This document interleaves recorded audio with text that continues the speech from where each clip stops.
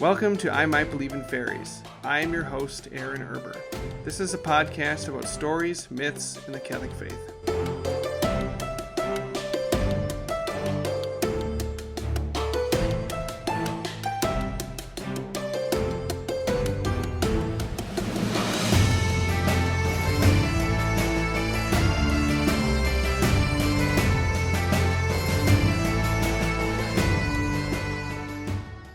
Hey everybody, welcome to I Might Believe in Fairies. I have a very special guest, my all-time favorite author, Tim Powers, here with me, and we're going to chat a lot about his books and a lot of other cool stuff too, and I'm going to let Tim introduce himself. Okay, I'm Tim Powers, and I've had 17 novels published, all of which have been science fiction or fantasy.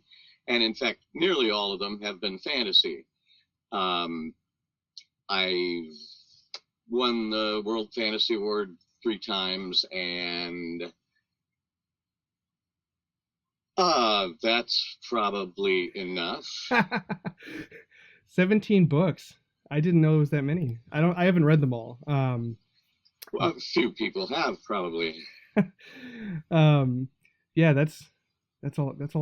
That was also part of the challenge of coming up with questions, because you have so many books, and we can't go through every single book you've ever written and ask questions about them and discover all the hidden secrets in there. And be here forever, yeah. Yeah, I know. So that was part of the challenge for coming up with those questions. But I just want to thank you for coming on my show. And like I said, you are my favorite author. I think yikes. Tolkien probably has you beat, maybe, but. I'm overwhelmed.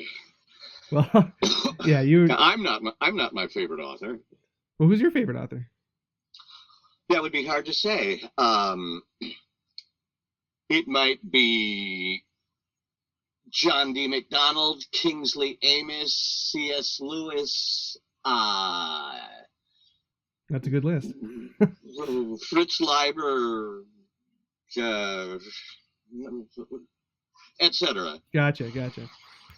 Well, so yeah, I just want to thank you for coming on my show, and I'll try not to be a complete goofball, because I'm trying not to geek out.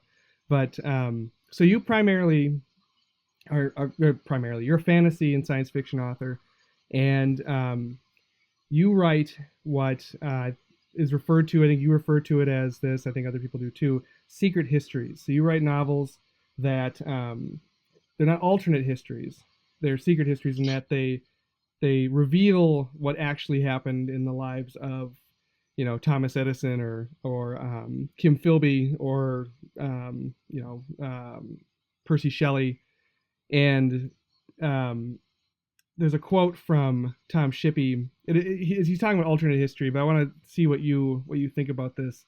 I'll just read it. This is from a book called, he didn't write this, but it's from a book called Science Fiction and Catholicism by Jim Clark. I've mentioned this before on my show. So anyone who believes in the reality of a counterfeit world or alternate universe is insane, and even trying to half believe it is the wrong approach.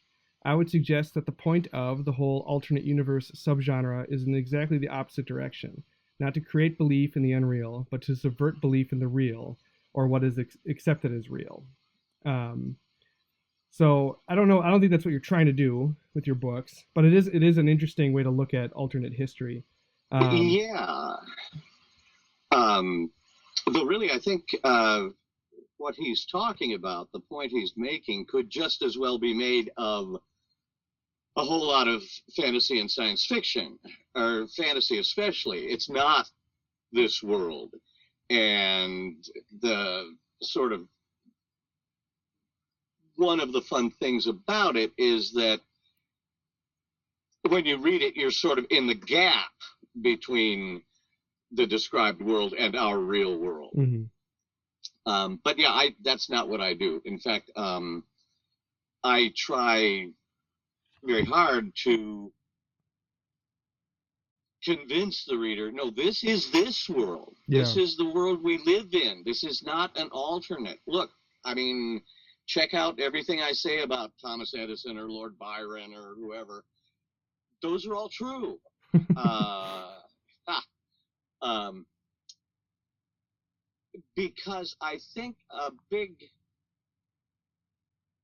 problem in writing fantasy, especially, is that the reader in the back of their mind knows, and you don't want it to get to the front of their mind, that this is all nonsense. This is all completely bogus. And you want as much as possible to trick them into thinking, no, look, it's a real world. You want them to take it as credulously as they would take a detective novel or a Western or a romance, and not have that degree of separation that is inevitable if they think, oh, well, this is about some other reality, some other world. I don't want them to have that separation. Yeah. You want them to be convinced that this is, This happening in their, even in their time period, right? So a lot of, some of your books take. Oh, go ahead. A lot of it didn't make the papers. The history books were not aware of it, but right. Nothing I'm saying contradicts what is in the history books. Yeah, that's true.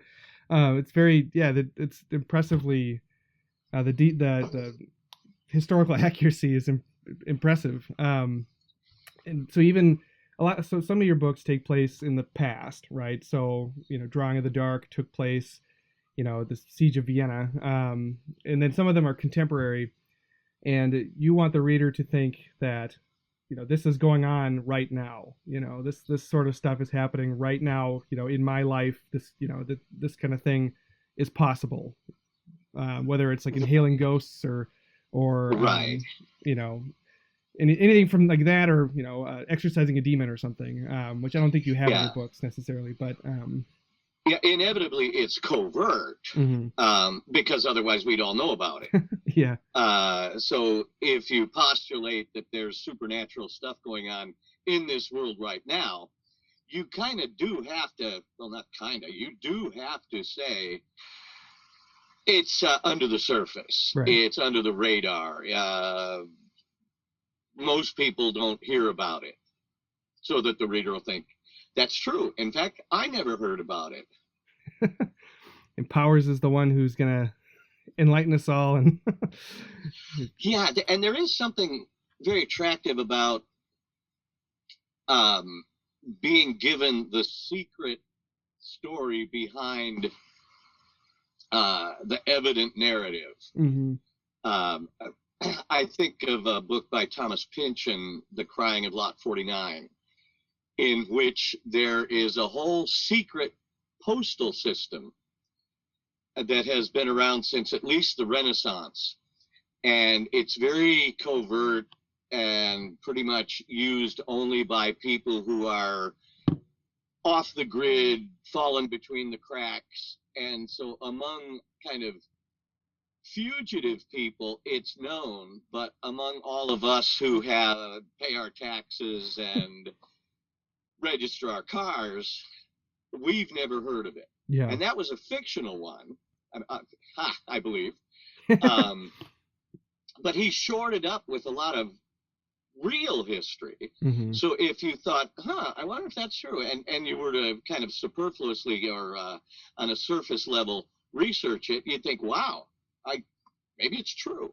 Yeah. And then there's another type, which is like Dan Brown's Da Vinci Code, which claimed to be not a fictional secret backstory, but the real secret backstory. Right. And that one did not hold up to research. No. If you read that one and thought, golly, I wonder if this is real, 5 minutes with the Encyclopedia Britannica showed you that the quote facts were in fact fiction. Right.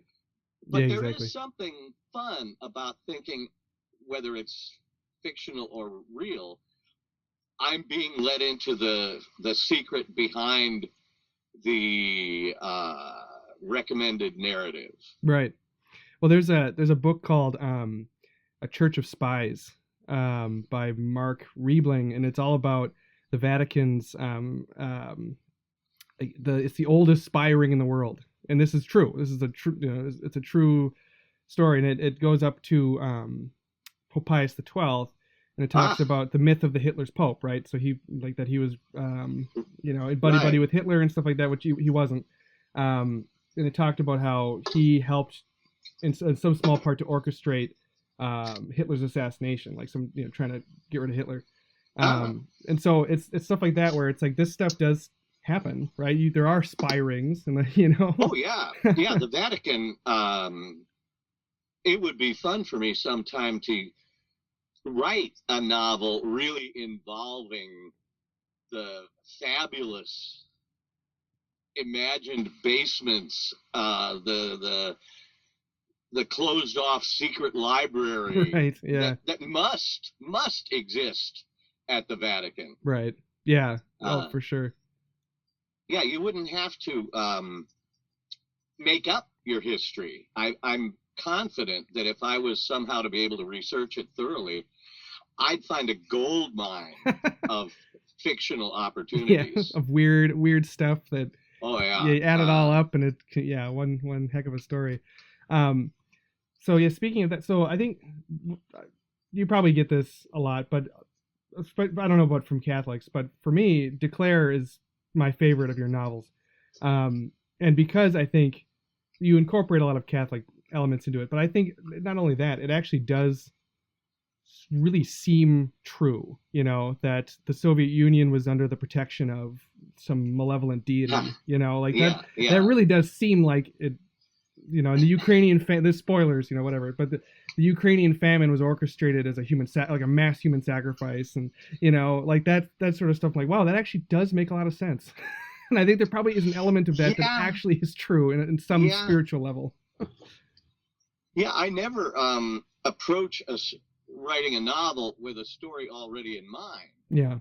I find an area of history, say, that looks very rich and likely to provide cool stuff. Mm-hmm. And then I just read it as if I was a cold case detective and say, okay, given that the background story will be supernatural, what is it? And so I read a book about Kim Philby that had an introduction by John le Carre, mm-hmm. in which le Carre raised a bunch of questions like, who really was running Philby? Why was he seen at this border between Turkey and God knows what, Albania? And why was it later denied, and on and on. A bunch of questions that got me thinking. And so when I researched it all, Philby's father was very careful never to have him baptized. Yeah. When Philby was head of station in Turkey, he was obsessed with Mount Ararat. Mm-hmm. Photographs of it, and drove out to it. And I thought, okay, baptism, Ararat, I can see the direction these clues are leading. And so it did wind up involving some Catholic elements. Yeah. And I could even probably facetiously argue that even an atheist writer, given those clues, would have come up with the same supernatural backstory. Yeah, because Mount Ararat is actually where the Noah's Ark is supposed to be found, right? Or that's where it was supposed to land after the flood. Is that right?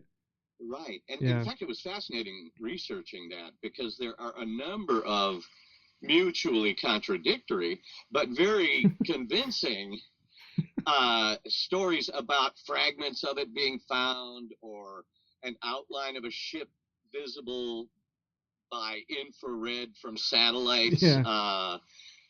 And as I say, they're mutually contradictory. But for that kind of conspiracy theory attitude that I like to adopt when I'm writing fiction, it was all very compelling stuff. Yeah. Well, it is interesting. So you like kind of compile all these clues, and the story, it doesn't like write itself, but you can kind of see where the story kind of propels, like the clues kind of propel how the story kind of unfolds. Yeah, the research gives me elements that I figure, okay, that's too cool not to use. Yeah. That's too crucial to leave out. And when I've got a whole bunch of these things, really the challenge is connect the dots. Mm-hmm. And I think, okay, it involves genies. I can't help it. Look at the research. You see for yourself. Right. Yeah. And your genies are kind of, are they Nephilim in Declare?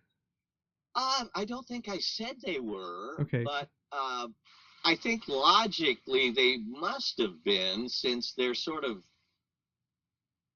Well, they're part. I think I haven't read it in a little while, but I think that they were fallen angels that, didn't go all the way to hell, right? But they are on Earth and they want to be worshipped, and and they're still really evil.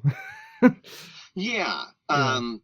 In fact, if you've read C.S. Lewis's That Hideous Strength, yeah, mm-hmm.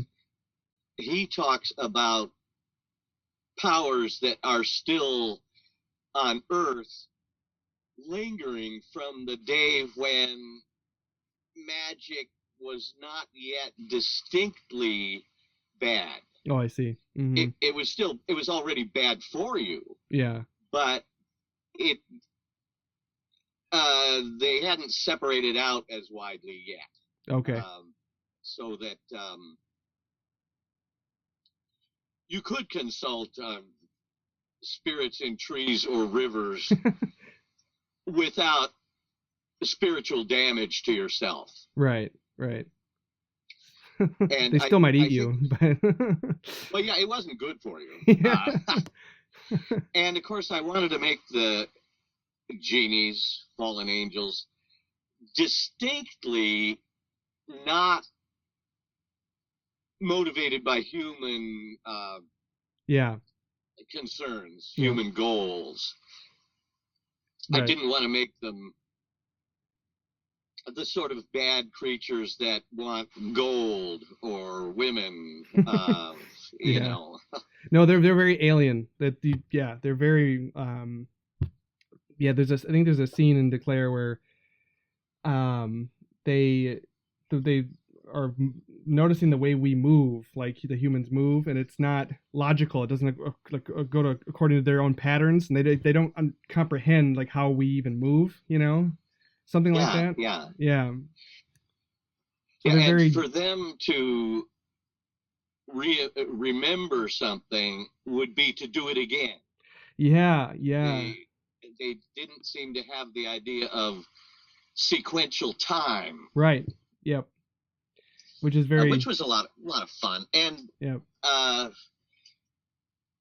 and it was fun having such a detailed and intrinsically colorful canvas to work with, which is espionage in the 40s, 50s, and 60s. Yeah. And luckily, it by the time I wrote the book, a whole lot of it had been unclassified. Oh, sure, yeah.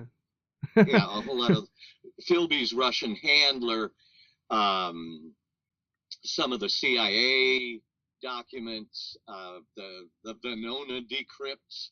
Mm-hmm. A whole lot of it was available, which would not have been if I'd written the book 20 years earlier. Yeah. Yeah, that's really interesting. But it would have been a completely different book. But so you have sacraments in your books, like baptism in Declare, and baptism. I have not read Stress of Her Regard yet, but I have read Hide Me Among the Graves. And baptism plays a role in that and kind of protecting you from the influence of the Nephilim.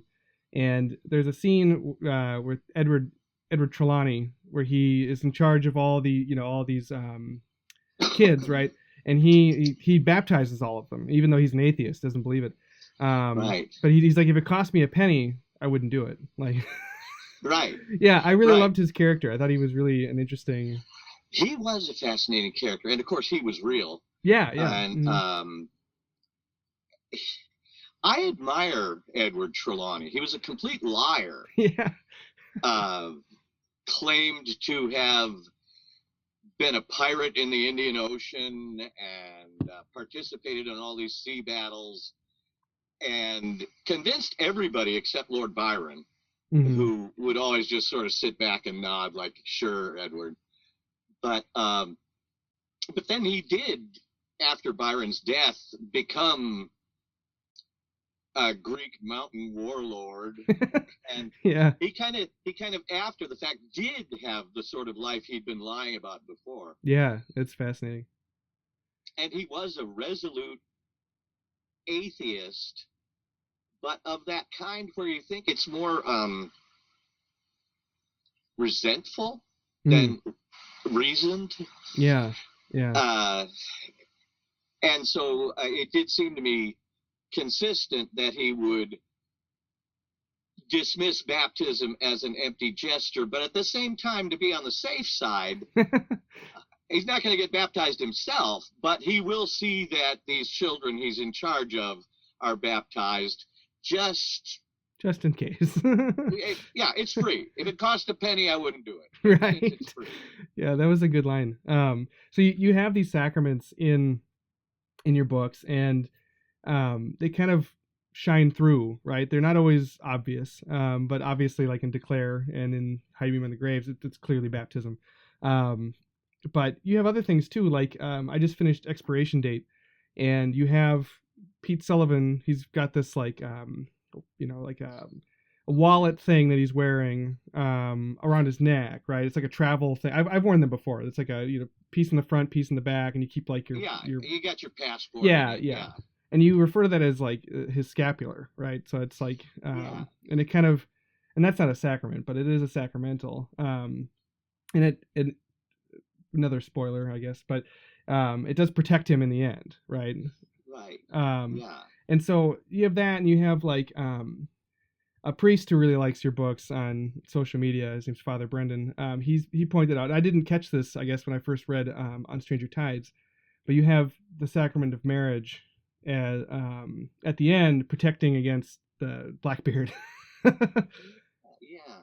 So you have all these things, right. And it's fascinating that you kind of take all of this research and all of these weird things that you find, and then I don't know if it's consciously or not, but you have all these things like the sacraments and all these sacramentals kind of break through, like showing them that these are real. This is real and this is efficacious. Yeah, I think probably a lot of it is, you might say, subconscious. Just what strikes me as logical. Sure. It strikes me, of course, if we're admitting supernatural stuff at all, of course, marriage would constitute a change. Yeah. In the two people involved. Their status would be different. Their essence would be different. And baptism, as I recall in Declare, even the atheist Philby was aware that it changed it was sort of a phase change of a person's identity. So yeah, that's probably just the fact that it's a Catholic looking at all those details and things that are too cool not to use, and applying, if not overtly Catholic interpretation, at least a sort of Catholic attitude, Catholic logic. Yeah, logic. Of course it's a sacramental. It has to be. What else would it be? Yeah. Oh man. I like when Philby, I think this is at the end, where he's talking about how he baptized all of his children, right? But he did it without their knowing. So he pushed one out of a fishing Right. boat, right? And then he said the prayers quick before the kid got back into the boat. And he just, because he knew it did something, right? He knew it had an effect and it could protect his Yes. own children. But he refused Yes. baptism himself, which, Well, bad idea. yeah, you shouldn't refuse. Yeah, in fact, his father, St. John Philby, who Hmm. was kind of a Lawrence of Arabia figure, really very dramatic, um, he refused to have young Kim baptized, but he took samples of water from the Jordan River Hmm. and had them sent to the British Museum to be tested for supernatural properties. I'm not making that up. He really What? did. I can't imagine how you test water for supernatural. I mean, do you pour it on a dead mouse and see if it comes back to life? But he and his father both were very uneasy with Christianity Mm. in general, and in fact, even Catholicism in particular. Philby several times on record cornered some Catholic at a party, semi-sober, and said, "Well, so do you really have a firm purpose of amendment after confession? How does this work? What do you mean? How how can your terrible actions be negated?" And he sort of, there was almost something wistful about it, Yeah. like he wished he could have access to that kind of forgiveness. Right. Yeah. I mean, I think at the end of Declare, Hale, the main character, offers to baptize him, right? And he refuses because he doesn't think that his sins could actually be forgiven for all the horrible stuff he did. Yeah, yeah. Yeah.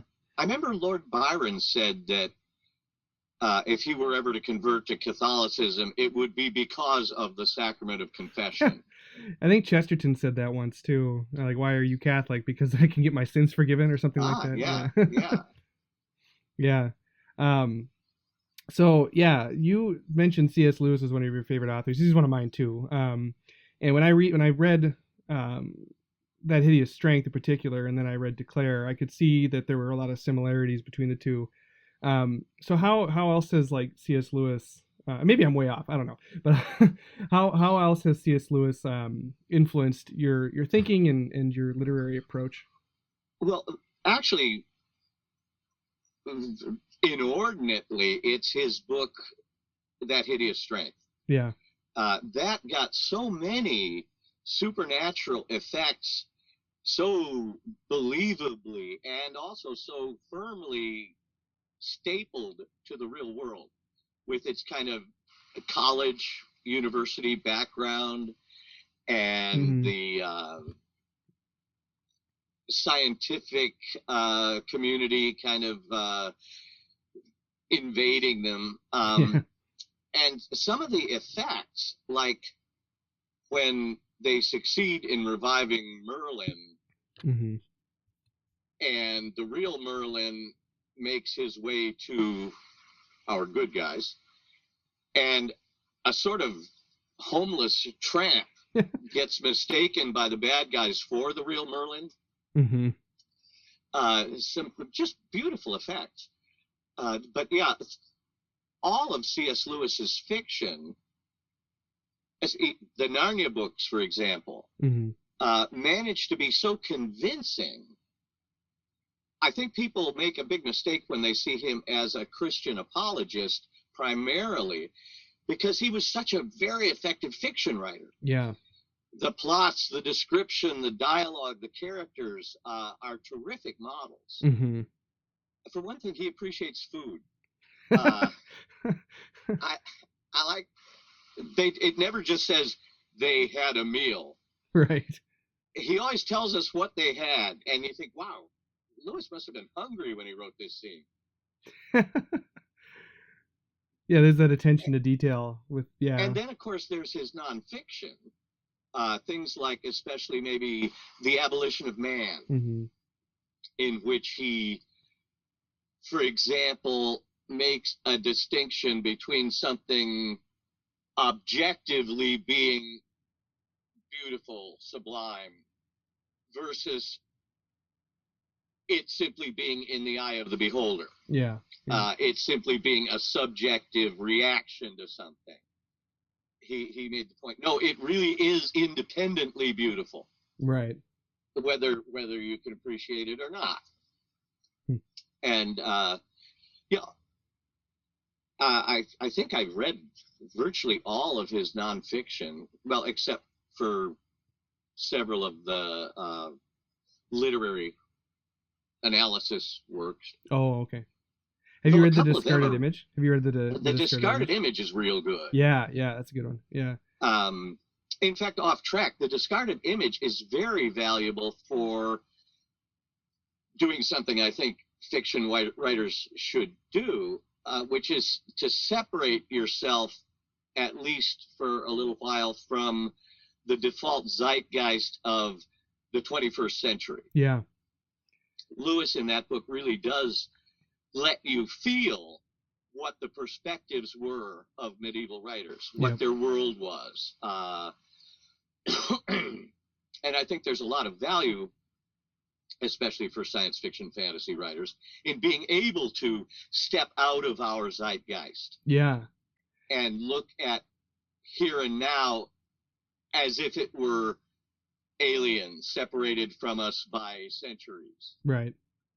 Well, you do a very good job of that in your fiction of, cause like I said, I just finished Expiration Date, and there's a scene where Pete and Angelica, they go to the graveyard to go to his father's grave, and it's just this alien world of, because they can see the dead, right? They can see the ghosts and stuff, and it's just this surreal alien world, and like these, they're animating the leaves, and like the leaves are like flailing around, and dancing in front of this other grave, and like it's just this complete, it's just this surreal place.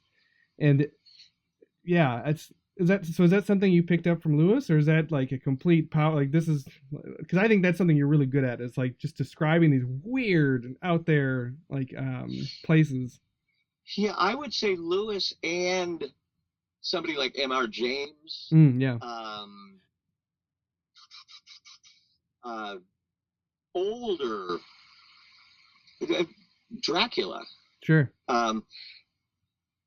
So that you can have access to old scary effects, such as inanimate objects, leaves, for example, blankets on a bed, performing a scary function, as opposed to what we today think of as scary stuff, which is the scary child with a butcher knife, or the guy in the ski mask, or the monster that drools slimy stuff really bad. There are effects in older stories and fairy tales, that are still potently scary, but that don't really get used anymore. Right. And so it's fun to be able to transplant them in the confidence that they are still scary. They'll just be unfamiliar. Right. Like, I remember in the Grimm's fairy tales, there was a horse's head nailed to a post, and it would talk. And I remember that was really scary. Yeah. But so yeah, I that just reinforces my point that you don't want to get locked into the assumptions and beliefs of right now. Right. Now, so one thing that kind of you stand out from other authors is that it's hard to pin down what genre you're kind of writing in, right? So you said that you write fantasy and science fiction. It's like this weird mix up of both, and it kind of does go back to fairy tales, where that's where a lot of this science fiction and fantasy kind of emerged from, where the fairy tales and like the Gothic stories, and your fiction does seem to be pulling a lot from those older stories, so much so that people don't even people today reading your books don't know what category to put you in, because everything has to be in a category, right? So everything has to be either science fiction with space lasers and monsters, or fantasy with elves and wizards. And there's nothing. If it doesn't fit, it's like how do we classify this? So I think, is that something like it's something like the older pulp authors kind of did too, like Robert E. Howard, and they had horror and they had action, they had all that cosmic sort of stuff. I love Howard. Yeah, well, Lovecraft certainly, he was an atheist, mm-hmm.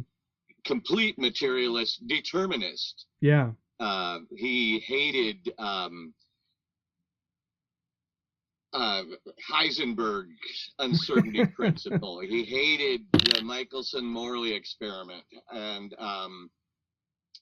but at the same time, fortunately for all of us, he had very vivid nightmares.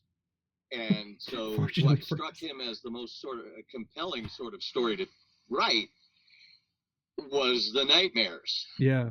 But when he wrote his fiction, he was also very scientifically educated. Mm-hmm. And so people have pointed out that Lovecraft really was writing as much science fiction as he was writing fantasy. Yeah. Mm-hmm. And I, maybe from Lovecraft, have figured out that just because you're writing fantasy and involving magic and the supernatural doesn't mean you get to ignore physics. Right. Like an obvious example is I wouldn't have a person's hair turn white overnight after a shock. Okay. Because you think, well, no. How is this bit of hair 2 inches out affected by some shock he experienced? But less obviously than that, I would not, without a lot of thought, have an invisible man who could see by visible light. Because if the light all goes right through him and isn't being stopped by his retinas, I might say he could see by infrared exclusively. Mm-hmm. But I would have to think about that. And one staple of fantasy stories is little tiny men, little 4-inch tall guys. Yeah, yeah. And you think, okay, you got a problem there with, they got too much surface area for their mass. Mm-hmm. They're going to be losing heat constantly. They're going to have to eat constantly. Yeah. Also, how much brain can it have? If you want one of them to be able to speak, he's got no more brain than a mouse. Right. And in a recent story of mine, I did have little 4-inch tall guys who could speak. But being aware of that problem, I had it be kind of a cumulative group mind. Oh, okay. That a whole bunch of them telepathically linked could constitute a mind that could, do math, play chess. Yeah. But I do think it's not only something that Lovecraft reminded me of, but I think it's helpful as fiction. I think it shores up the credulity. Mm-hmm. If you have some awareness of physics when you're writing magical effects. Yeah, yeah. Well, I think Dean Koontz, I mentioned this before we started, but there's an essay that Dean Koontz wrote for the bibliography, Power's Secret Histories, a bibliography. And I think in there he mentions that you combine faith and reason, very effectively. And he thanked St. Thomas Aquinas for it. But when you mention that, that you're scientifically accurate and you have the magical element to it, or the sacramental element to it, or whatever it is, that they do mesh really well. They do, and that's part of what makes it really convincing. That you have one character will explain the magical way to explain it, and then you have another character explain the ghosts are electrical, and this is how they function, and yeah, and so it meshes really well. You have the faith and reason that come together, And it's that just right now that kind of struck me is that that's exactly what you're doing. Yeah, it's fun to take a subject like ghosts, and figure, okay, if these were real, if ghosts really did happen Mm-hmm. in the real world, what would they consist of? I mean, you see them, so they block light. Mm-hmm. Uh, Therefore, there's some kind of physical thing going on there, unless they simply project an image into your head so that you're hallucinating the sight of a ghost. And I've looked at in the Army 30 or 40 years ago was employing remote viewers. Oh yeah. They'd get a guy to lie down on a cot in a dark room and try to see a missile base in Kiev. Mm-hmm. And he would come up with a description of a place, but they couldn't really act on it because they couldn't be sure he didn't simply imagine it. Right. And if they went there and found that had been accurate, they say, oh, okay, we should have paid attention. But, we can't routinely do that, because the next thing he thought he saw was Dorothy and the Munchkins in Oz. But yeah, it is fun to try it. You don't come up with valid explanations, but you hope to come up with convincing sounding double talk. Enough to make the reader think, oh yeah, well, what the hell. I remember asking Gregory Benford, I said, with which book was it? It was Stress of a Regard. Oh, okay. I said, I want to have a silicon-based life form, which scientifically is plausible.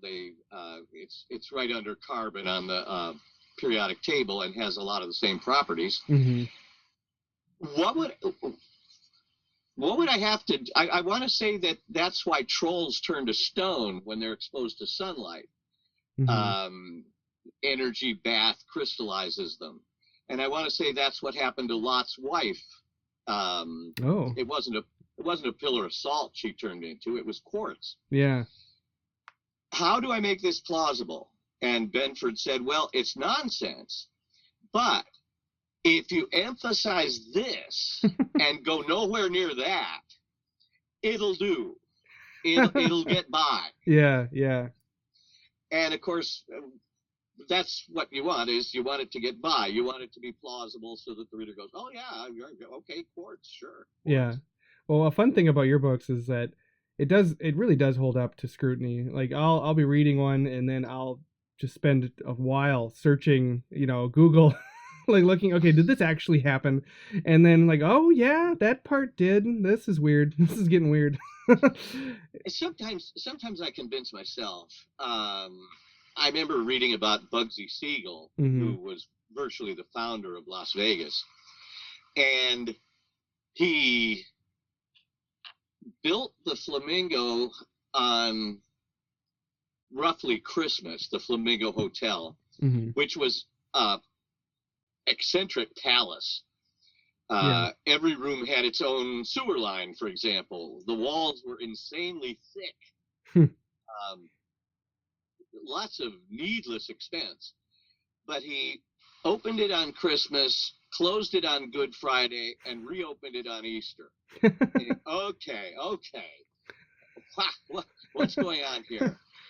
And then he was murdered in Los Angeles in 1946 on the day that is ceremonially remembered as the death of, I won't remember the Babylonian god's name.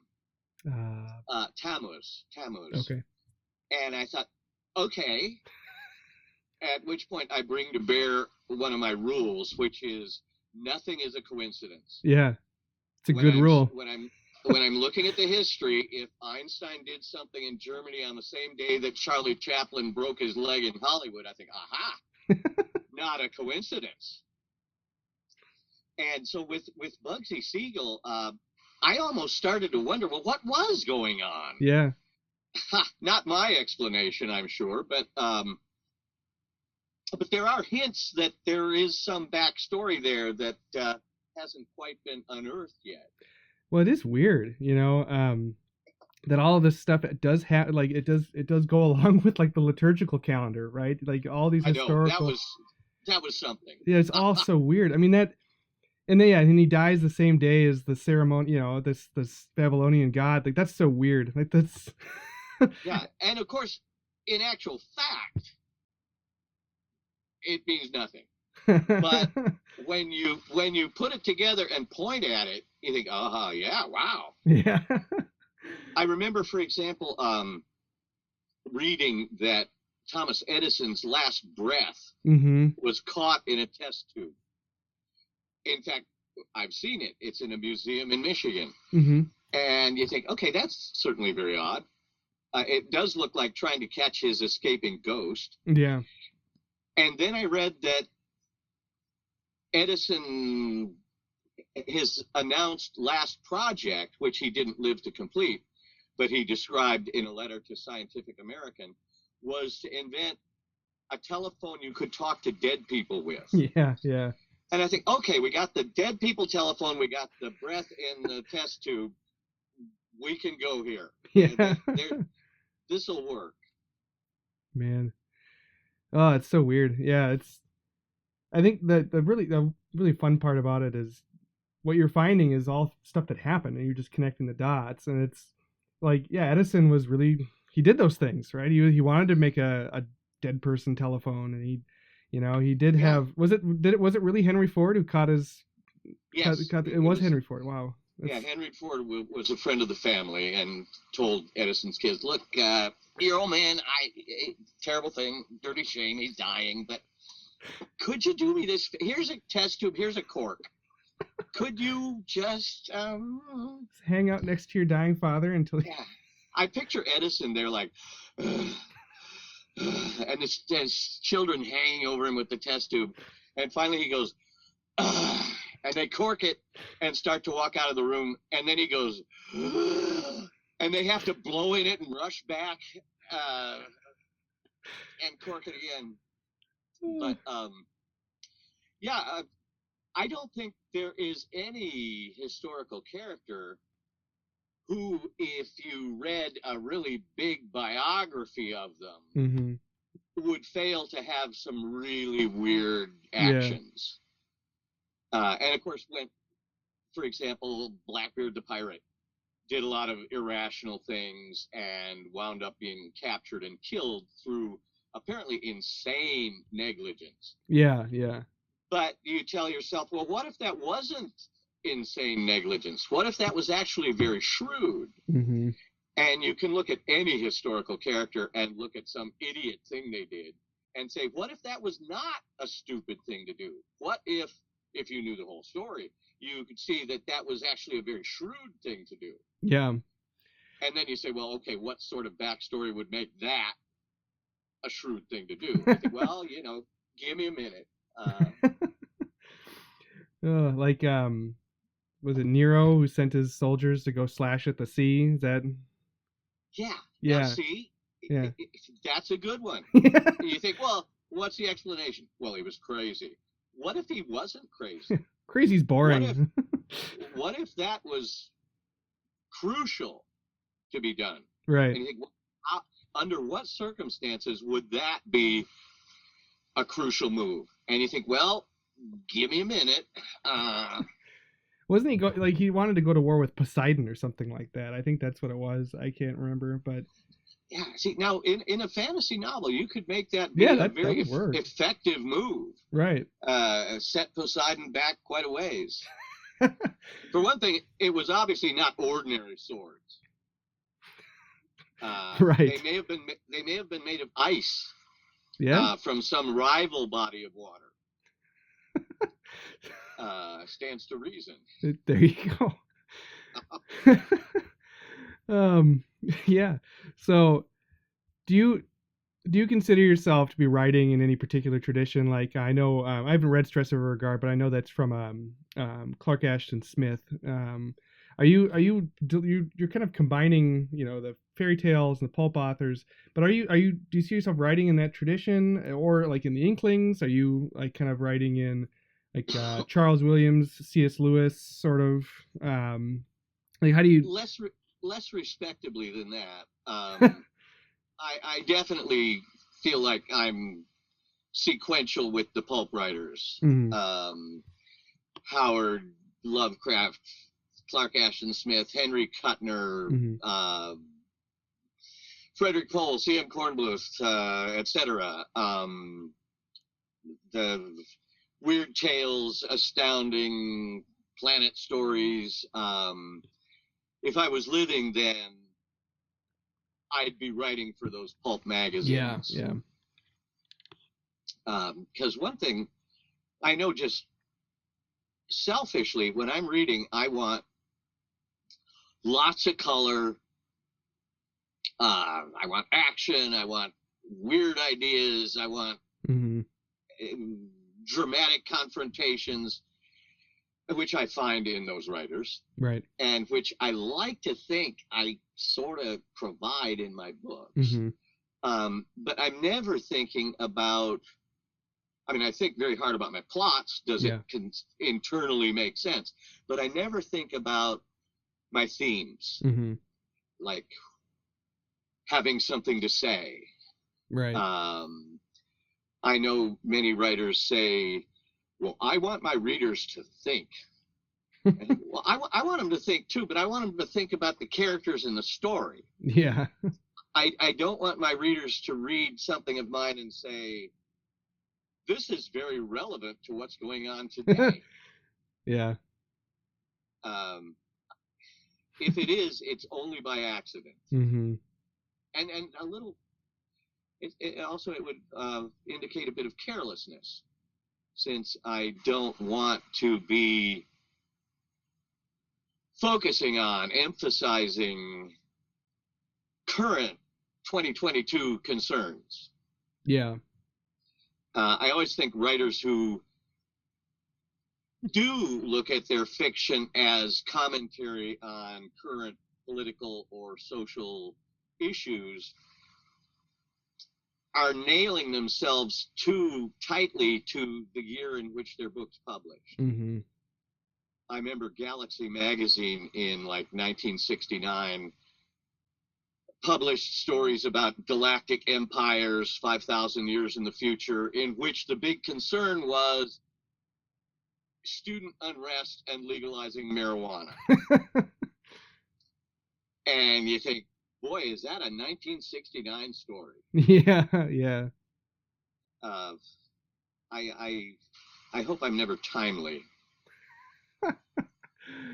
Oh, yeah. That is a big trend in modern, like contemporary fiction. Is having something to say, other than what's going on in the story. I mean, obviously, you personally, you have Catholicism like baked into your stories, but it's not in a way that's like you're trying to drive an ideological point necessarily. Right. Yeah, Right. it's there, and it's if you read between the lines, sometimes you can go, oh yeah, okay, like that's, yeah, tarot cards are bad, right? Or, I mean, more. Yes. As a matter of fact, I think anybody should find tarot cards, Ouija boards, Yeah. things scary, because if it's not simply nonsense, you're getting something. Hmm. You're getting information. Okay, what did you pay for it? Right. What sort of credit card voucher did you sign? And what was the currency of Right. that credit card voucher? Yeah, it seems to me that anybody who thinks those things work should be leery of them, because Oh, what yeah. was the payment? What was the cost? I remember I was not a practicing Catholic at this point, but I used to work at a summer camp, and my friends came back. I did not do this with them, but they came back and they used a Ouija board, right? And they wanted to talk to the shadow people that lived in the woods. and and I was like, I was not really I did not return to my faith at this point. But even I'm like, what are you doing? Like, don't do that. Yeah. Like, I don't know if this stuff it works or not, but why in the world would you play around with this, you idiots? Like, what are you doing? And they were terrified, you know. Since something, I don't know what happened, but something clearly happened when they were doing it, and I bet they were scared out of their minds. And I don't yeah. think they ever did it again. I hope they didn't. Yeah, I was at a convention one time, and somebody told me, "Hey, do you want me to do a tarot reading of you?" And I said, "No, thank you." And somebody else said, "You're smart not to do it. I used to do tarot readings all the time and looked at it as my movable window that I could use to look at any situation I was curious about." Yeah. But then late one rainy night, I was laying out my movable window and got the vivid, clear impression that something on the other side had blundered past and looked through the window at me, and now would know me again, would God. recognize me. Oh. And she said I immediately knocked the cards on the ground, but of course it was too late. Oh gosh. Oh, it's so awful. It's terrifying. Yeah, it's. Yeah, I don't think you have to be Catholic, Christian, religious to look at those things with a lot of caution. Yeah, that's awful. I'm glad she stopped, but Well, yeah, too late by then. Yeah, get the attention of some eldritch demon or something. You know, it's horrifying. Man, that's just awful. But so yeah, you're a Catholic, and I'm a Catholic, and this is a Catholic podcast. You know, I don't know if everybody who listens is Catholic, but you're one of the only, except for Christopher Accio, you know, but he's pretty new. But you're one of the only contemporary Catholic novelists that's in the sci-fi fantasy kind of world. Gene Wolfe, you know, died a couple years ago, and that's like Ari Lafferty died a while ago. John C. Wright's still around, but he doesn't do anything with like mainstream stuff anymore. Anthony Boucher, long dead. Yeah. So what is it like being a Catholic in that sort of atmosphere? Well, I think it is one of the ways, just speaking in terms of craft, of having an independent perspective, mm-hmm. Of not unthinkingly swallowing the assumptions and perspectives of the current secular world, and I think there's value in that. Yeah. I think there's value in whatever removes you from that default stream. Yeah. But as far as it being specifically Catholic, I think it's an advantage in that it makes my stories, since, as you say, I'm one of very few Catholics writing this stuff, it makes my stories have a perspective, background perspective and attitude that sets my stories off from the default. It probably sometimes raises some mistrust in the, I don't know about the readership, but among the other writers. Yeah. I know Declare got at least one not altogether good review because the writer said Powers is emphasized. Declare is a Catholic tract, which of course it's not. It's a story about genies and spies. Yeah. But I think he knew I was Catholic and therefore fired his guns at a position he thought I was occupying. Okay. Yeah. And sometimes reviewers have said Powers' Catholic attitudes are evident here. And I'm thinking, no, I don't think they really are. Not evident. but you knew I was Catholic, and so you sort of had that in the front of your mind as you read the book. Right. Probably the core morality I impose on my characters differs from whatever the core morality of the secular 21st century is. Mm-hmm. I don't think of specific examples, but probably I'm punishing my characters sometimes for things which would not be recognized as immoral. Yeah. In general. Well, like in Alternate Roots. Yeah, exactly. Yeah. I mean, there's spoilers. Vickery, he gets a vasectomy, right? And right. Yeah, and that leads to a breakdown in his marriage and then his wife's suicide, which is horrible, you know. But I don't know any other author aside from any Catholic author, any secular author who would say that. What's wrong with that? You know, why would that be an issue? I actually read a review of Alternate Roots where that was a big complaint. And I read that review too. Yeah, and I'm like, well, vasectomies are bad. Written by a good friend of mine, actually. Oh, really? Yeah. But again, while getting a vasectomy is certainly considered very wrong by Catholicism, mm-hmm. I like to think that in the book, it made secular sense too. Mm-hmm. Because it kind of makes sense that revealing it to his wife after years of marriage, could be a problem. Right. Yeah, exactly. Yeah, he didn't tell her right away, and then for him to be in a supernatural sort of field, mm-hmm. For him to be haunted by the spirit of the daughter he would otherwise have had, right, was not illogical in fantasy fiction terms. Right. So yeah, the reason I thought of it probably, certainly, is because for me as a Catholic, that would be a serious misstep in the life of the character. But as I say, I like to think that, Didi, who wrote that review, he knows I'm Catholic. But I like to think that an average secular reader could read it and think, well, yes, in this context,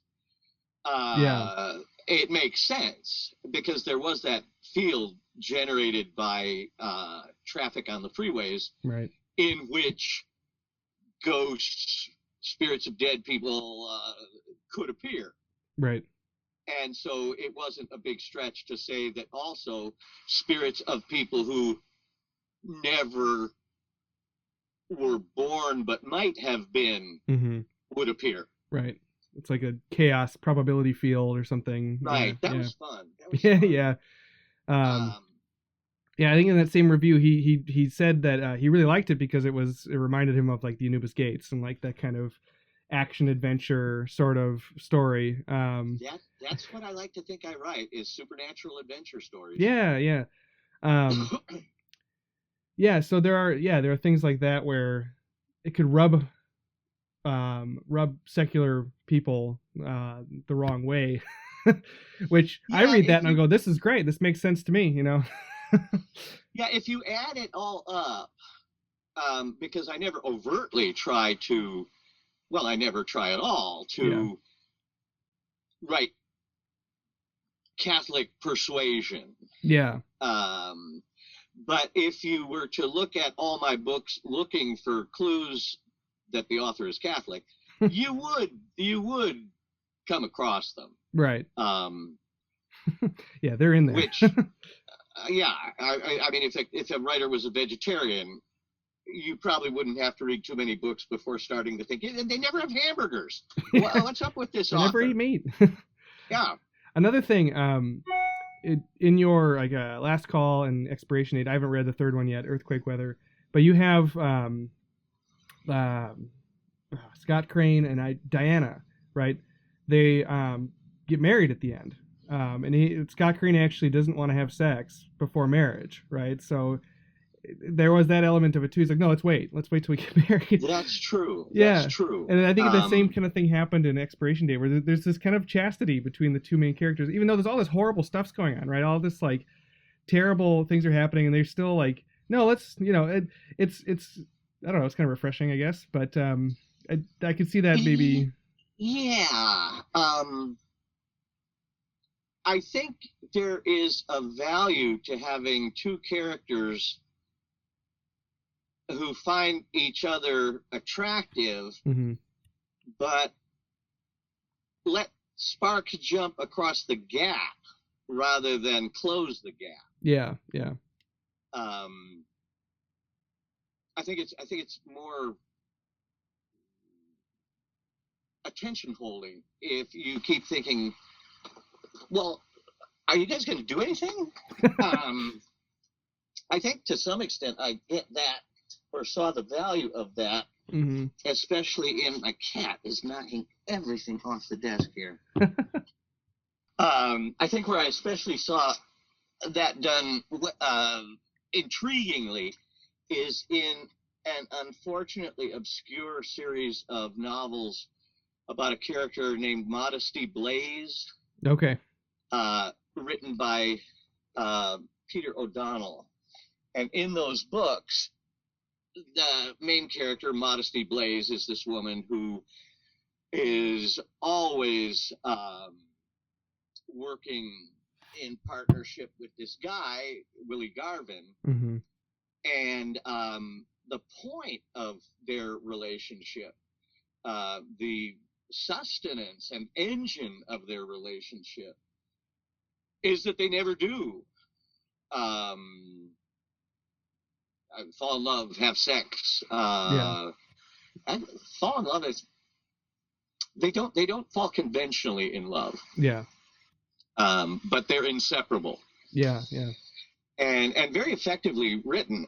And of course, in many cases, I like my characters.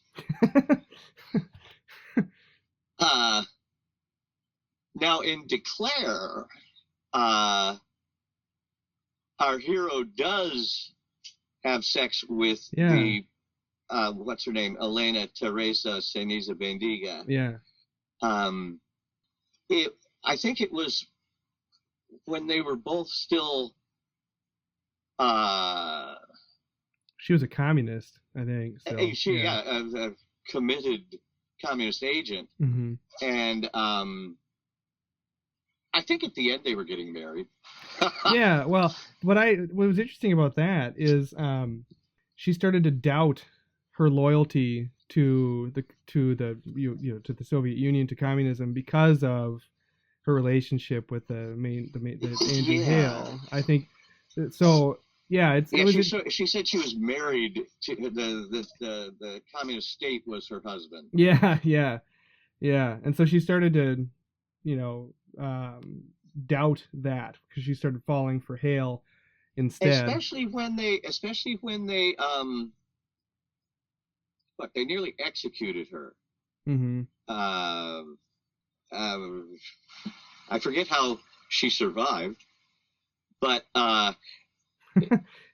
in what she thought were her last moments, in spite of her rejection of Catholicism in her youth, mm-hmm. she's mentally saying the Hail Mary. You're right. Yeah. And I forget how it occurred, but she didn't wind up killed. Right. And that kind of made a big shift in her. Yep. It was sort of a divorce. Well, she was being executed by the Soviets in the Lubyanka basement. Right. So it was sort of grounds for divorce from her Soviet state husband. Yeah, that's true. Yeah, I remember that. That's a really great scene. Saved by Marian devotion. No, I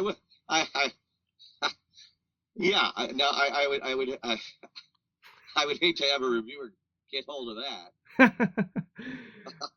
It's a Catholic tract. This is propaganda. Yeah. No. Like, saying the Hail Mary saved her life and her soul. Yeah. What kind of book is this? Right. That doesn't happen.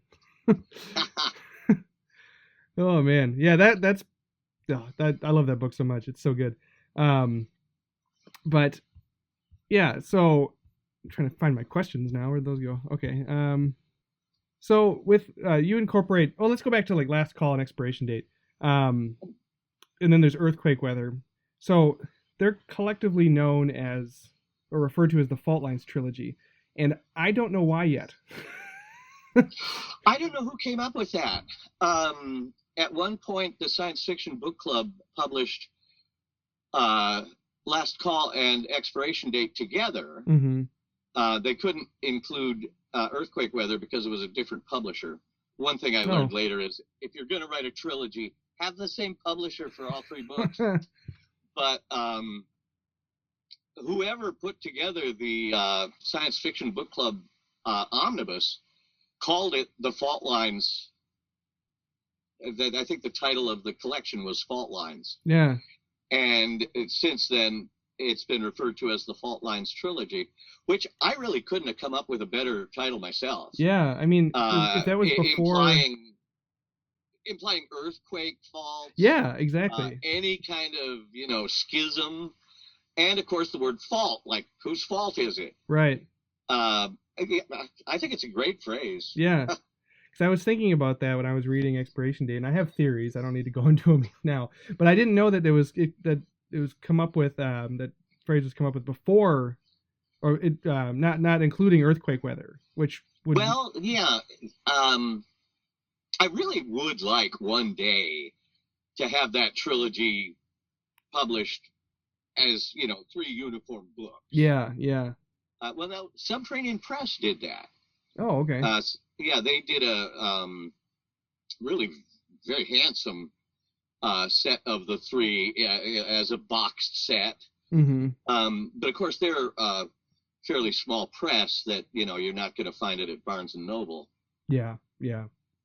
No, they make. I don't own any of their books, but they make some really nice. I've been to their website and stuff. They make some really nice like hardbound editions.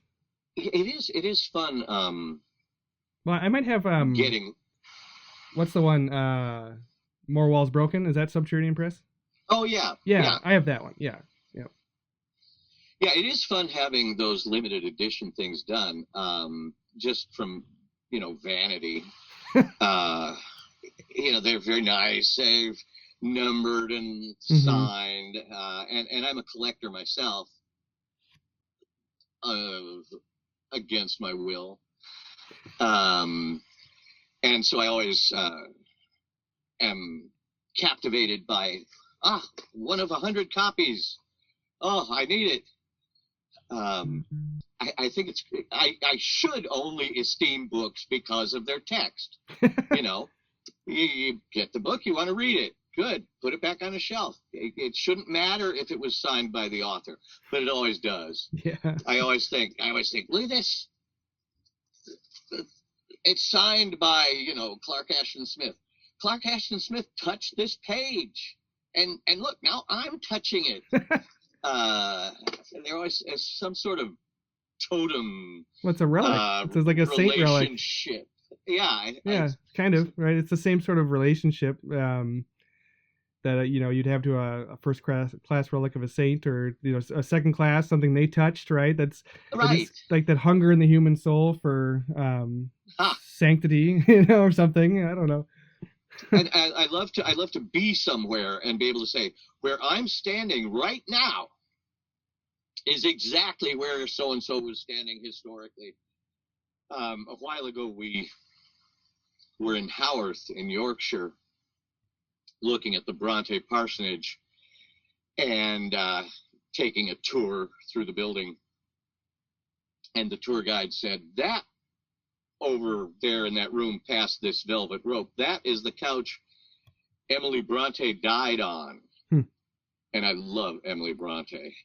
And so I let the tour get ahead, and I stepped over the rope and touched the couch. And you didn't die. I know, no, no, and I mean, I didn't see her ghost or anything. Yeah, right. But yeah, I love these kind of token associations. Yeah, yeah. It is like it's the same kind of thing, I think. When you have like, oh, this is where Elvis, this is where Elvis died, or Right. Yeah. You think I'm standing exactly there. or this is where the Saint Peter died, in Rome. Yeah. Oh, yeah. In fact, we were in Jerusalem a few years ago, and it is just sensory overload. Yeah. They say, look at that. That's the Garden of Gethsemane. And now turn around. That's where Mary was born. Wow. You want to see Golgotha, the actual hill? And they take you into this enormous Crusader cathedral to a vast chapel with lamps hanging on gold chains 100 yards long. And you go up to the marble altar, and there's a little window inset at the base of the altar. And you look through the window, down on your hands and knees, and you see dirt. They say, that's the top of the hill. You want to see the bottom of the hill? You go down a bunch of flights of stairs, and there's another chapel and another little glass window with dirt behind it. Wow. The hill is enclosed in this cathedral. But every step you take in Jerusalem, that's where Pilate washed his hands, right there. Wow. And I think, well, I don't know if I want to stand right there. And just at every turn, it's this New Testament or Old Testament event happened where you're standing. Mm-hmm. You can see how come people sometimes suffer from Jerusalem syndrome. There's whole hospital wings devoted to it. People, even atheists, staying in Israel, they wake up one morning and decide they're John the Baptist or Moses or somebody, and they wrap a bed sheet around themselves and walk down the street. And then, of course, cops take them and, I don't know, throw cold water in their face or something, and then they remember who they are. But I was thinking, okay, Powers, now hang on. You're Tim Powers. You live in California. You're not John the Baptist. If you start thinking you are, have Serena slap you. Also, speaking of limited editions, have you seen the Charnel House editions? You should go to their website. Okay. Yeah, they have really nice ones. Yeah. Yeah. The guy in charge there, well, the guy who does it all, Joe Stefko, used to be a drummer for the Turtles and Meatloaf. Awesome. And one day read a Stephen King book and got involved in book collecting, and then got disappointed with the quality of a whole lot of the limited editions that were coming out right around that time with Stephen King. Yeah. And he just decided, well, I want to do them right. And so he just became a really great small press publisher. Yeah, nice. Yeah, he's really beautiful. Like the Anubis Gates, I think it like opens up and it's got like the Sphinx on it or like a pharaoh on it or something. Oh yeah, now that's Centipede. And that's Centipede. Do great stuff too. Oh, yeah, okay. In fact, yeah, that edition must have weighed 10 pounds. No, beautiful. I don't have any of those, but I just I'm too poor, I think, to afford those. They're really, really nice, and whenever I look at them, I get jealous. But so let's go back to your villains. How do you go about constructing your villain? Like, just your view of, like, what's your view of evil, and how do you kind of have your villain embody that? Well, I want to give them a motivation the reader can understand. Ideally, the reader would say, I would not have chosen that way if I were that character, but I can see why he did. And I like the idea that nobody from a position of adequate morality goes into abominable behavior in one step. Yeah. That there's a bunch of little concessions along the way, no one of which seemed particularly bad, but which cumulatively add up to, yes, very bad. Yeah. In fact, in earthquake weather, there's a psychiatrist who eventually comes to the realization that he has to admit, become what he would have to recognize as a bad man. Yeah.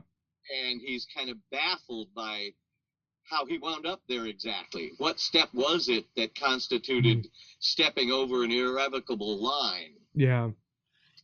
But yeah, I do think it's important that a reader say, I can see how he would have done that. I can see how I wouldn't do it, but I can see how somebody would. Yeah. And then it's fascinating. I think of, again, that hideous strength, the characters Frost and Wither, who are high ups in the NICE. They're sort of portraits of somebody who has gone very far along that line. Right. To the point where to proceed further required that they kiss off some element of humanity. Right. And then to proceed further still involves cutting off some even more essential part of humanity. In fact, I like the idea Lewis said in, it might have been The Problem of Pain. He said, the gates of hell are bolted from the inside. They would not rather be in heaven. And I like the idea that as you separate yourself by increasing degrees from God, you have to unplug and let drop connections with God. And some of them are on very slack lines, and you're going to have to go quite a way out before those lines get taut. Some get unplugged right away. But as you move further and further out, you finally do come to the end of certain extension cords. And if you want to proceed, you have to unplug that. Right. And it always strikes me as naive when people say, I want to go to hell, where that's where all the interesting people are going to be.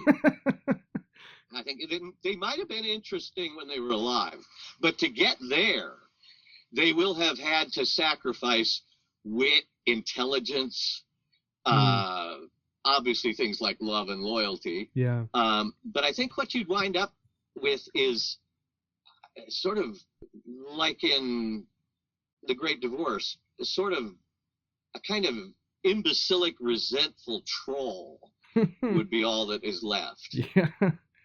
Yeah. Well, a lot of your villains, especially when they engage in horrific acts, they have to lose more of themselves.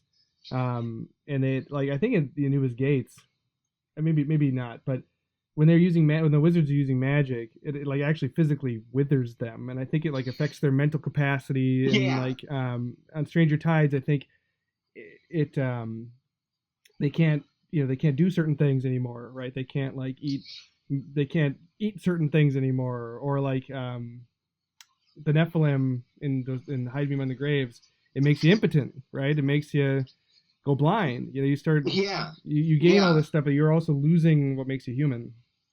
Yeah, I think I got that again from That Hideous Strength. Mm-hmm.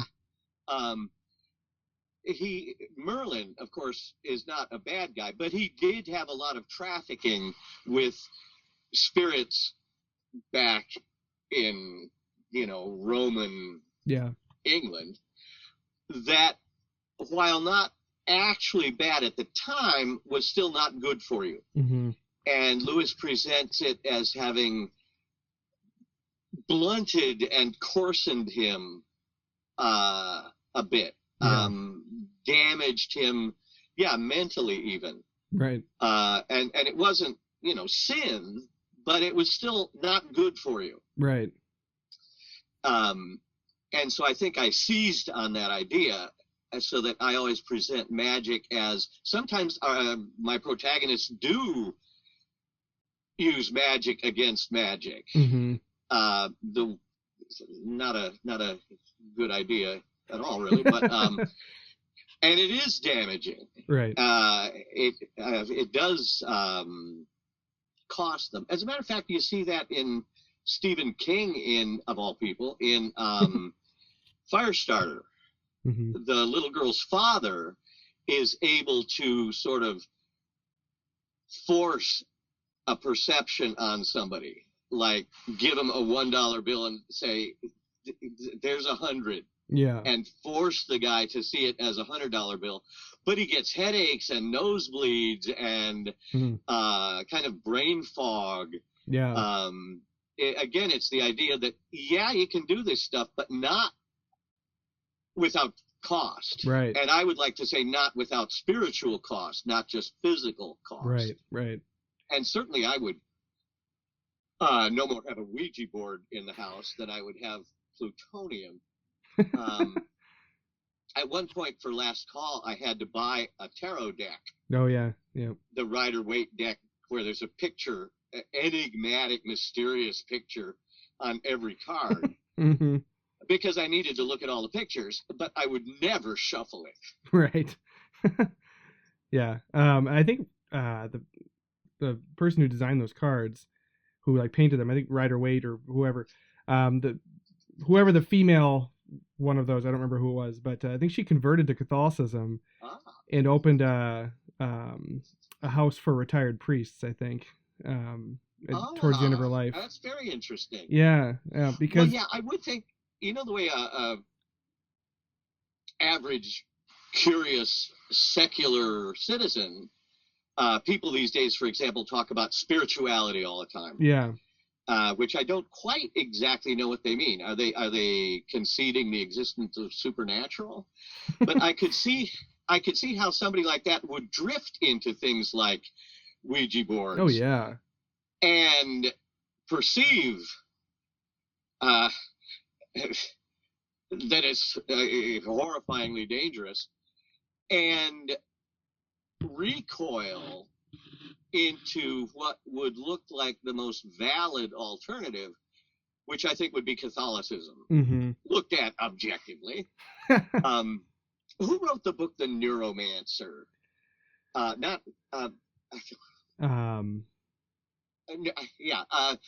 Turn of the century. Benson? No. The Neuromancer or the Necromancer? Oh, sorry, Necro. Necro. Not Robert Hugh Benson. Yeah. Yep. That had a nice picture of that young man drifting into that stuff without really being blamable. Kind of, well, if you didn't know any better, right? Yeah, you might very well try that out. No, Neuromancer is a book by William Gibson. That's right. What. Yeah. And great remember his name. But yeah, I could see somebody, especially in atheistical times like right now, blamelessly stumbling into that stuff. Right. And is that so? Some of your villains are like that. And I think C.S. Lewis said, there are two ways to screw around with demons. One of them is to be, to not believe they exist, right? The atheist. And one of them is to take them too seriously, so the magician. And I think some of your protagonists, at least initially, like they are kind of the C.S. Lewis, such like atheist magician, like Angelica Elizalde in Expiration Date, when she's doing the seances to help people. A good parallel, yeah. Yeah, help people make right with their dead loved ones. She doesn't believe in it, of course. It's just I gotta say that was clever. That was good. I liked that a lot. Yeah, that was good. Therapeutic seances to get them in touch, as it were, reconciled with their memory. Except, yeah, if you're doing a seance, you're running the risk of it actually working. Right. Yeah. She's like, well, I'm a secular humanist. I don't believe this stuff. You know. Yeah, yeah. Well, you shouldn't have drawn the pentagram on the floor. Yeah. Yeah. That kind of stuff. And then some of your villains are like that too. Like Terracotta from Alternate Roots really reminded me of Frost, actually, from That Hideous Strength.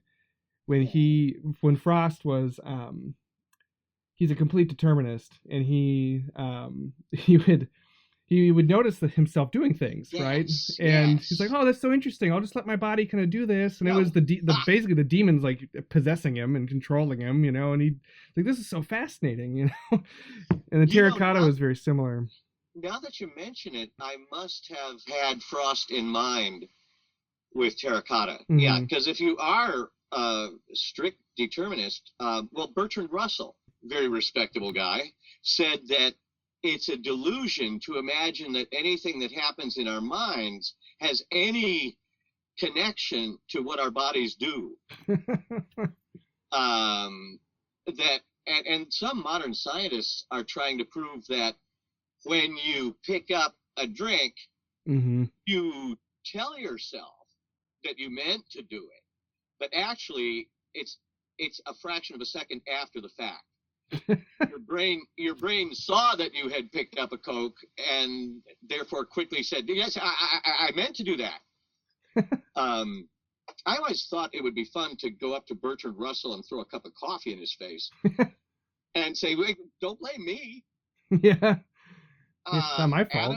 Atoms have to go where Newton and Niels Bohr say they got to go. I didn't do it. Yeah, so there's so many things to talk about. But you mentioned Lovecraft hating the Heisenberg uncertainty principle, and quantum physics and all of these things that you actually incorporate a lot into your fiction to kind of break up. And that's something Dean Koontz said in that essay, is that you people who are willfully ignorant of these things like quantum physics and like molecular biology and stuff like that, you incorporate a lot of these things into your fiction as well, like kind of these super science concepts, to not to get rid of cause and effect, but to help readers understand that not every effect, not the cause of that effect is not always super obvious, you know, why this happened. Right. Yeah. Yeah. And I think an effect I got from Arthur C. Clarke in his book Childhood's End is the idea that a truly titanic singularity type event in human history might not only cause waves downstream into the future, but might actually have waves move upstream a little bit so that you get the effect before you got the cause. Yeah. And I think I've sometimes used that. Also, I like taking quantum effects, and which are very, very micro. Yeah. And having them occur in macro situations. Yeah. Like in Stress of a Regard, at one point, there's a gallery with pairs of tall, narrow windows along the wall. And in a canal outside, somebody fires a cannon full of shot up at the gallery, and it blows out a pair of windows. But the damage on the wall behind the windows is not just a chaotic mess. It's vertical lines of damage, which are interference fringes. Okay. Which is making grossly macro what's known as Young's two-slit experiment, where he proved that light is waves because you get the waves interfering with each other, so you get these vertical rows of light. And I thought, well, that's neat. How about let's make it big? Instead of just individual light particles, let's make it shot lead balls. And I like to think that doing that, even for some most people who would not think, oh, that's the young two-slit experiment. It at least conveys a sort of unspecific but implicit logic. Yeah, yeah. Oh, look, it made this weird pattern on the wall. Oh, that's got to mean something. Huh. I mean, that's more interesting than just, ripped up the wall. Right. Yeah. Yeah, half the time when you have weird stuff in your novels, I don't know what's going on. Like it's just a lot of fun, and I'm like, this means something. This means something. This is something's going on here. I don't know what's going on, but and sometimes I can get a little inkling in there. I'm like, okay, that matched this, and earlier in the book, that's something. And I think it's fine if you don't think anything more of that weird pattern of shot on the wall than just it's a weird pattern. Right. Mean, like the plot didn't depend on it. Right. And I suppose with just one's imagination, one could think up enigmatic results like that. But I always think, well, probably you could claim there was some logical reason. I mean, admittedly, it's not the way the original experiment was done, but probably you could claim there was some sort of reason for it to do that. Yeah. It's like sometimes I'll borrow a mythological effect that strikes me as powerful and put it in a book, even though I don't know what it is or why it seems powerful. T.S. Eliot, in his poem, The Journey of the Magi, has the three Magi, traveling ultimately to Bethlehem. Mm-hmm. And at one point he says, we stopped at a valley temperate below the snow line, and there was a tavern with vine leaves over the lintel and hands throwing dice and the sound of a mill wheel in the darkness, and a white horse ran by. And I thought, okay, what's happening there? We got some stuff happening there. Yeah. The mill wheel pounding in the darkness, the vines over the lintel, come on. And so I don't know what Eliot had in mind, or what myths he was ringing the bells of. But I just had my character go there and experience that. Yeah. I figured, well, whatever effect is happening there should ideally happen when I have my character encounter it. Yeah. Yes. So you incorporate a lot of mythology into your your books. Most of the time, more knowing what I'm doing. But you incorporate a lot of these myths, like from ancient Mesopotamia or from scripture or whatever, and you use them in your stories. How important are these myths for people? I guess for maybe Christians in particular, but for people in general, how important do you think these are? I think they're real important. I know Carl Jung got his start as a psychiatrist and noticed that a lot of the dreams his patients told him about were in fact recognizably myths. That's Orpheus, that's Theseus and the Minotaur. Yeah. Now his patients didn't know that. Right. It's like those stories are somehow hardwired very deep in the common human psyche. And I love the idea. And so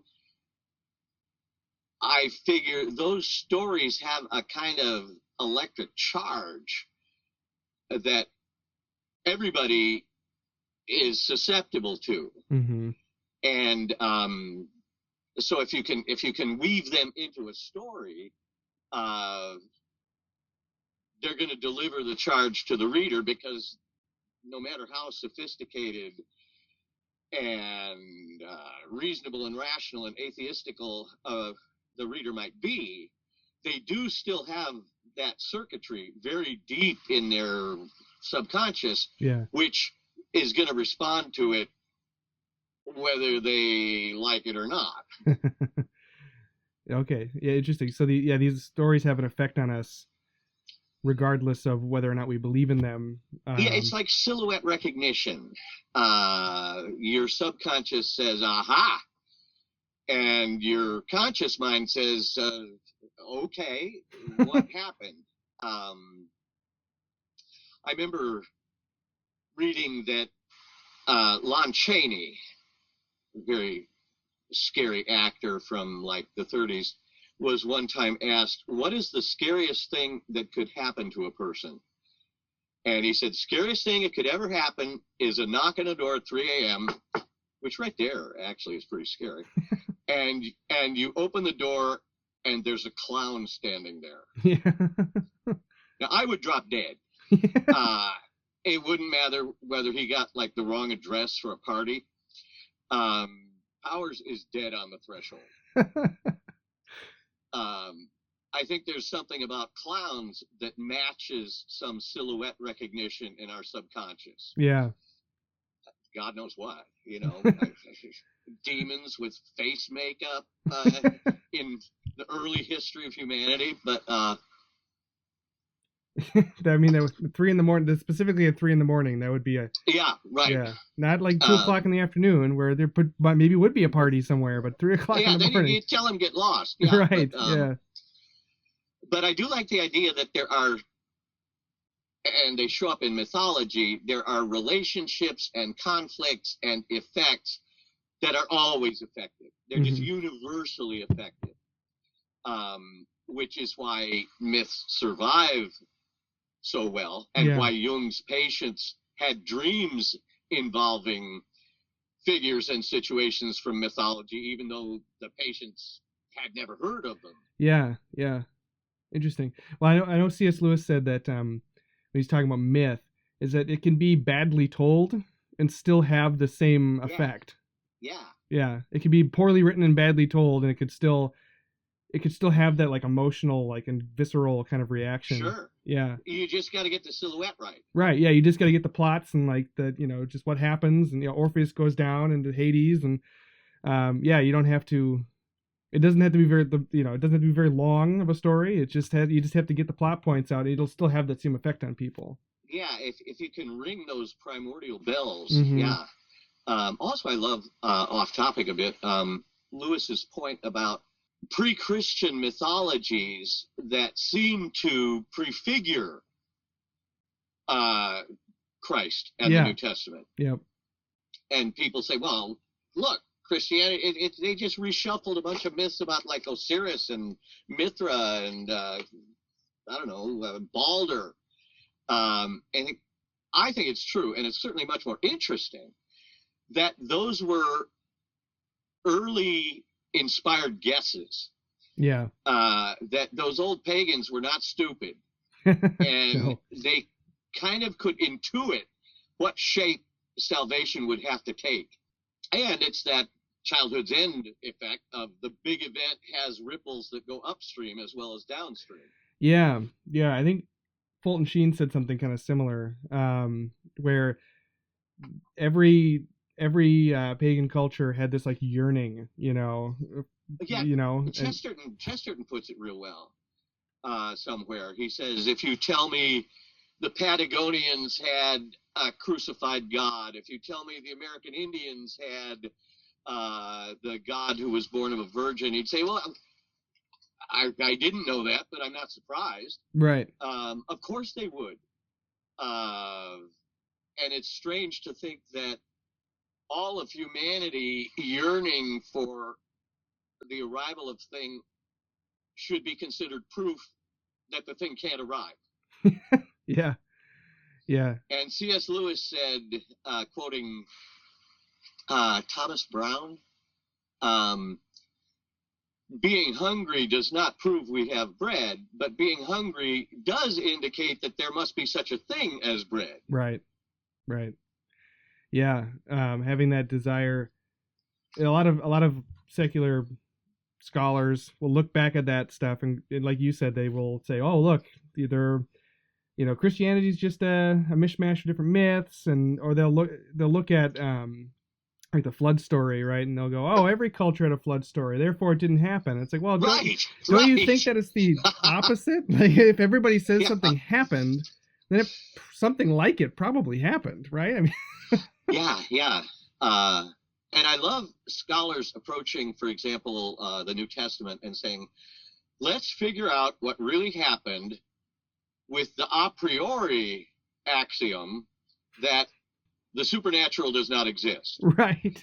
Yeah. Okay, let me know what you come up with, but your rules on arrival are a little bit limiting. They're a little biased. Yeah. Yeah. Yeah, it's really ridiculous to think about that.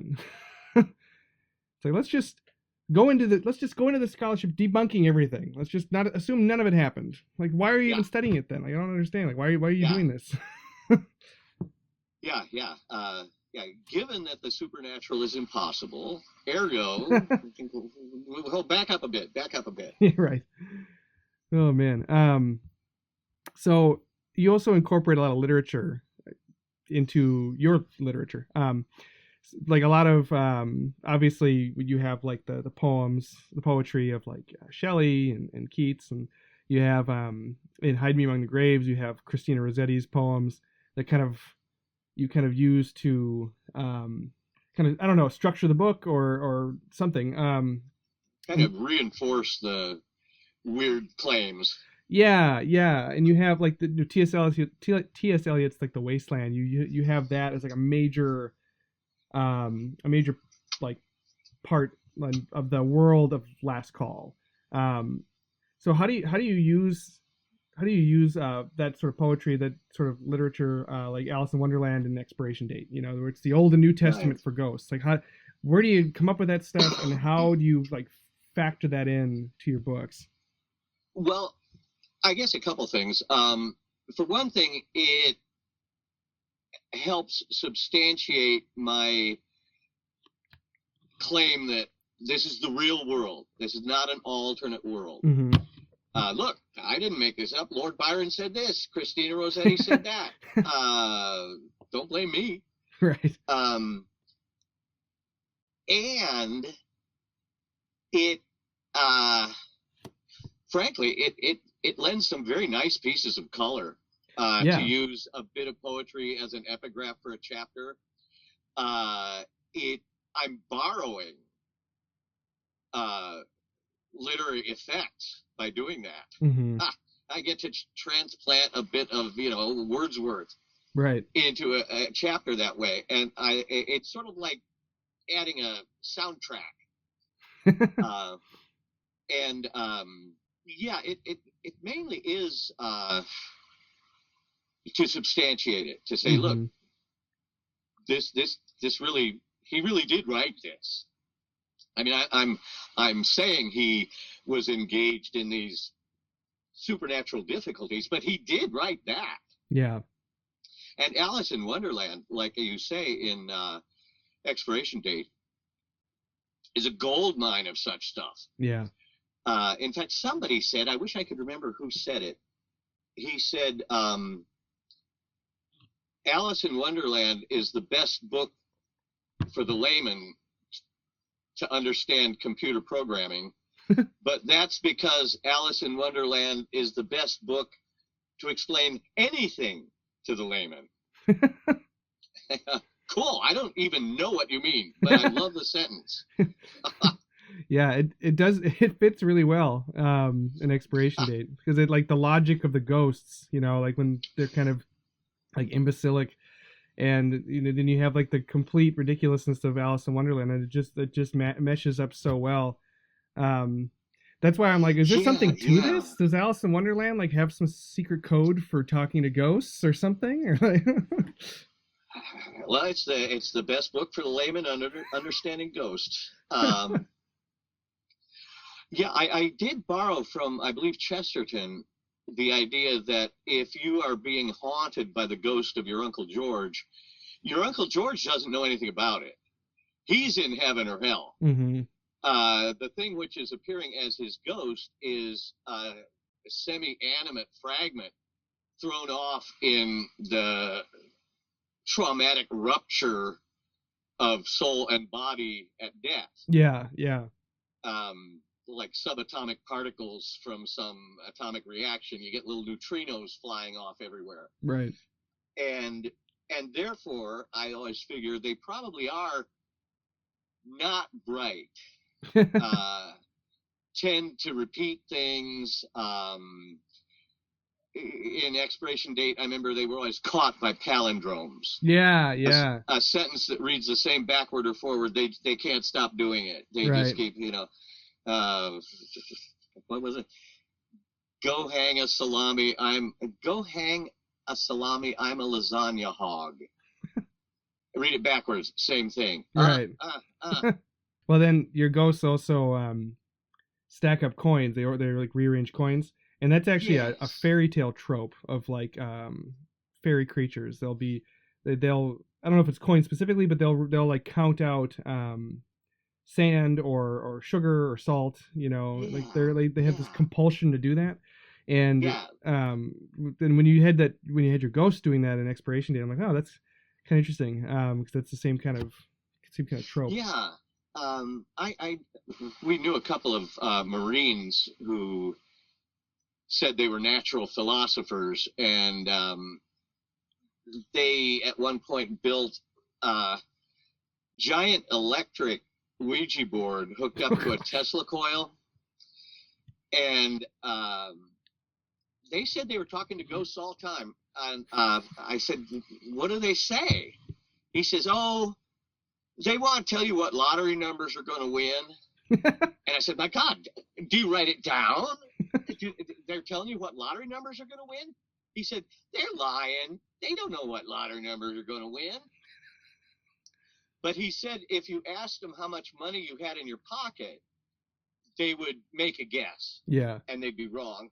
But 10 minutes later, they would say, no, what you actually have in your pocket. And this time they'd be correct. And I'm thinking, boy, better you guys than me. I'm not setting foot in your house.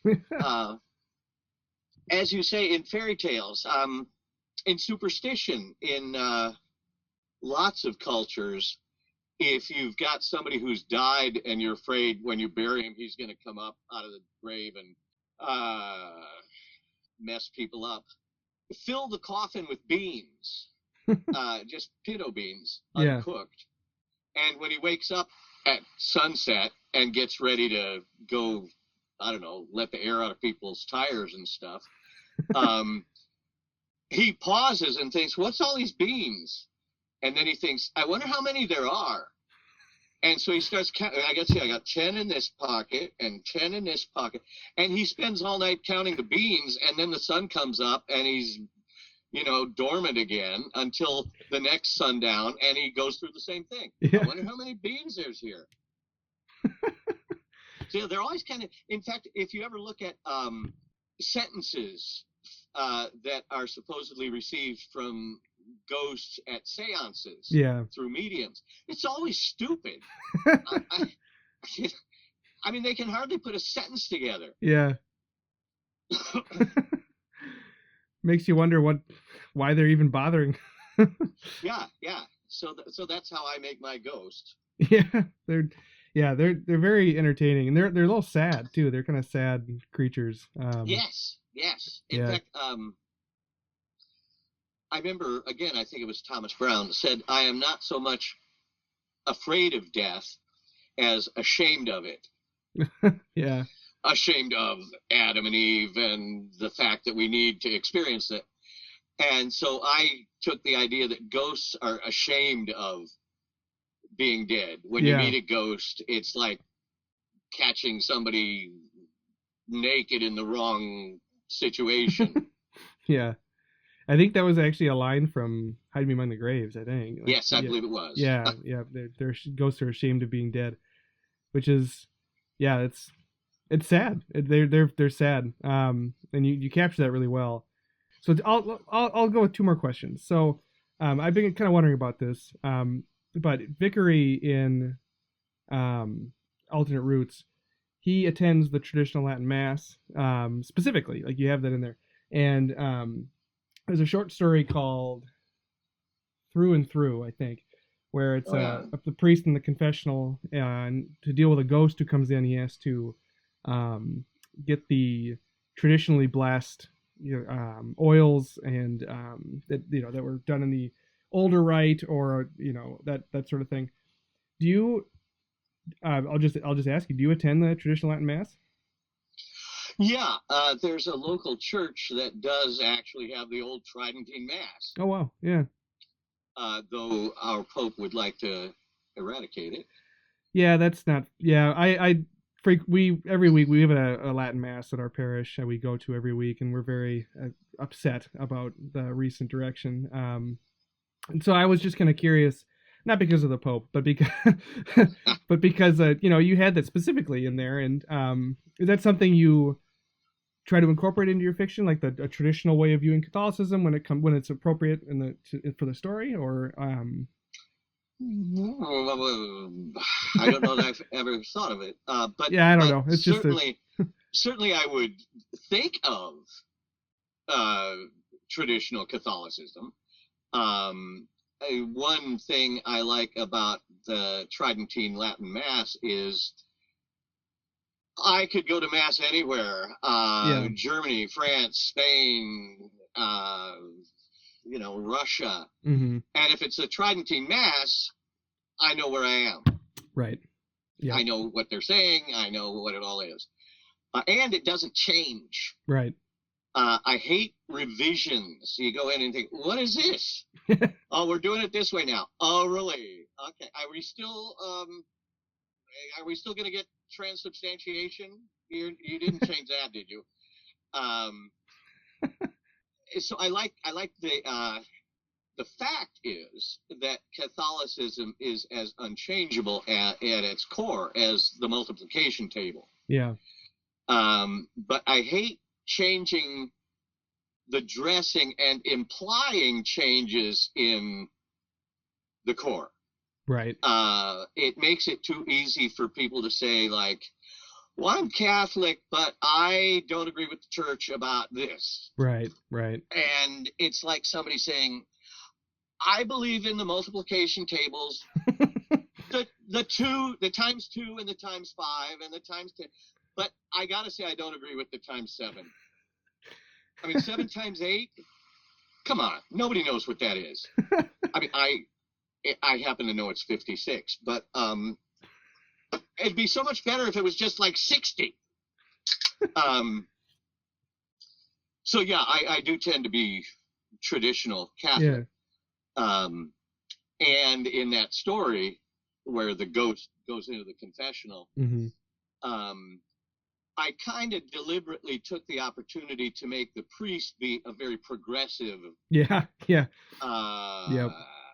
An older priest, right? I think he was older, more progressive, the 1970s sort of generation of priests. Kind of Sister Corita and Michael rowed the boat ashore. Oh man! But we knew a priest who was kind of unfortunately progressive, mm-hmm. and to go to confession to him, he would just say like, "Oh, we don't really consider that a sin anymore." And I would say, I meant it to be a sin when I did it. So it was kind of fun to put that overly liberal mm-hmm. priest in a situation where he was confronted by actual spiritual reality. And it was fun having him decide, I can't give absolution to a ghost. Right. And instead gives her last rites. Right. Yeah. No, that was a good short story. Yeah. I just was kind of curious. So thanks for sharing that.